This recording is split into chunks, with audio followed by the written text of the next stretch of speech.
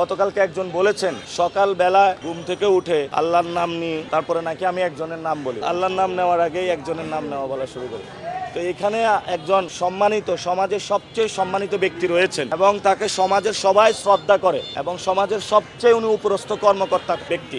উনি সকালবেলা উঠে আল্লাহর নাম নিয়েই চাঁদাবাজি শুরু করে, সন্ত্রাসী শুরু করে, দুর্নীতি শুরু করে। তো যারা সকালবেলা উঠেই নামাজ পড়েই চাঁদাবাজি শুরু করে এবং রাত পর্যন্ত তাদের চাঁদাবাজি কর্মকাণ্ড চলে, আমরা একটা ঢাকা আটে অনেকগুলা অসভ্য মানুষদের পাল্লায় পড়েছি, যাদের সভ্যতা বলতে কিছু নাই। তারা কথা বলে গ্যাংস্টারদের ভাষায়, তারা কথা বলে আইয়ামে জাহিলিয়াতে মানুষ যেভাবে হলো কর্মকাণ্ড চালিয়েছে সেইভাবে। এখন তো যুগ পরিবর্তন হয়েছে, সেই কত হিজরি ছিল, রাসূল পরিবর্তন করে দিয়েছিল সবকিছু। আমাদের মনে হচ্ছে কিছু আইয়ামে জাহিলিয়াতের লোকদের সাথে আইসা আমরা পড়েছি। আমরা আইয়ামে জাহিলিয়াত থেকে ঢাকা আটকে ইনশাল্লাহ মুক্ত করব।